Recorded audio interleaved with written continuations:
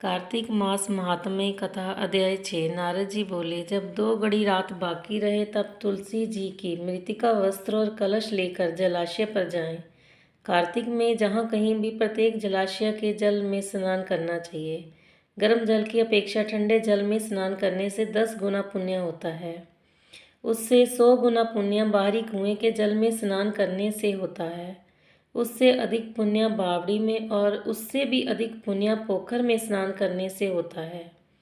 उससे 10 गुना झरनों में और उससे भी अधिक पुण्य कार्तिक में नदी स्नान करने से होता है। उससे भी 10 गुना पुण्य वहाँ होता है यहाँ 2 नदियों का संगम हो, और यदि कहीं 3 नदियों का संगम हो तब तो पुण्य की कोई सीमा ही नहीं है।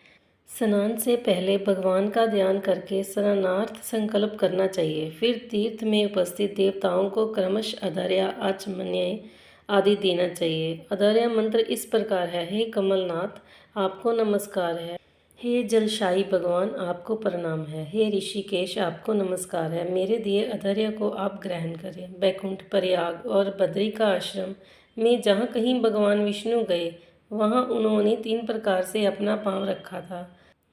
वहाँ पर ऋषि वेद यज्ञों सहित सभी देवता मेरी रक्षा करते रहे। हे जनार्दन, हे दामोदर, हे देवेश, आपको प्रसन्न करने हेतु मैं कार्तिक मास में विधि विधान से ब्रह्म मुहूर्त में स्नान कर रहा हूँ। आपकी कृपा से मेरे सभी पापों का नाश हो।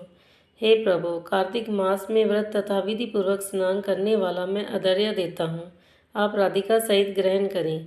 हे कृष्ण, हे बलशाली, हे राक्षसों का संहार करने वाले भगवान, हे पापों का नाश करने वाले, कार्तिक मास में प्रतिदिन दिए हुए मेरे इस अर्घ्य द्वारा कार्तिक स्नान का व्रत करने वाला फल मुझे प्राप्त हो। तत्पश्चात विष्णु, शिव और सूर्य का ध्यान करके जल में प्रवेश कर नाभि के बराबर जल में खड़े होकर विधि पूर्वक स्नान करना चाहिए। गृहस्थी को तिल और आंवले का चूर्ण लगाकर तथा विधवा स्त्री व यति को तुलसी की जड़ की मिट्टी लगाकर स्नान करना चाहिए। सप्तमी, अमावस्या, नवमी, त्रयोदशी, द्वितीय, दशमी आदि तिथियों को आंवला तथा तिल से स्नान करना वर्जित है। स्नान करते समय निम्न शब्दों का उच्चारण करना चाहिए। जिस भक्ति भाव से भगवान ने देवताओं के कार्यों के लिए 3 प्रकार का रूप धारण किया था, वही पापों का नाश करने वाले भगवान विष्णु अपनी कृपा से मुझे पवित्र बनाए। जो मनुष्य भगवान विष्णु की आज्ञा से कार्तिक व्रत करता है उसकी इंद्र आदि सभी देवता रक्षा करते हैं, इसलिए वह मुझको पवित्र करें। बीजों, रहस्यों और यज्ञों सहित वेदों का मंत्र कश्यप आदि ऋषि, इंद्र आदि देवता मुझे पवित्र करें। अदिति आदि सभी नारियां, यज्ञ, सिद्ध, सर्प और समस्त औषधियां व तीनों लोकों के पहाड़ मुझे पवित्र करें। इस प्रकार कहकर स्नान करने के बाद मनुष्य को हाथ में पवित्री धारण कर देवता, ऋषि, मनुष्यों तथा पितरों का विधि पूर्वक तर्पण करना चाहिए।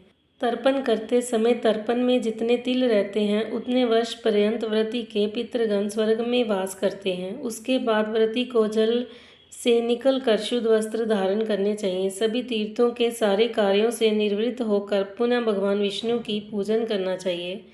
सभी तीर्थों के सारे देवताओं का स्मरण करके भक्ति पूर्वक सावधान होकर चंदन, फूल और फलों के साथ भगवान विष्णु को फिर से अर्घ्य देना चाहिए।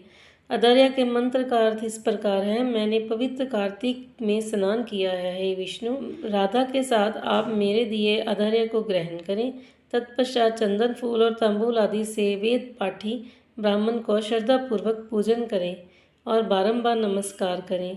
ब्राह्मणों के दाएं पांव में तीर्थ का वास होता है, मुंह में वेद और समस्त अंगों में देवताओं का वास होता है। अपने कल्याण की इच्छा रखने वाले मनुष्य को इनका ना तो अपमान करना चाहिए और ना ही इनका विरोध करना चाहिए। फिर एकाग्रचित होकर भगवान विष्णु की प्रिय तुलसी जी की पूजा करनी चाहिए। उनकी परिक्रमा करके उनको प्रणाम करना चाहिए। हे देवी, हे तुलसी, देवताओं ने ही प्राचीन काल से तुम्हारा निर्माण किया है और ऋषियों ने तुम्हारी पूजा की है। हे विष्णु प्रिय तुलसी, आपको नमस्कार है। आप मेरे समस्त पापों का नाश करें।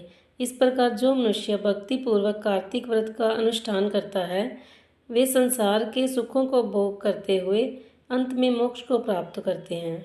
श्री कृष्ण गोविंद हरे मुरारी, हे नाथ नारायण वासुदेवा, हे नाथ नारायण वासुदेवा, हे नाथ नारायण वासुदेवा।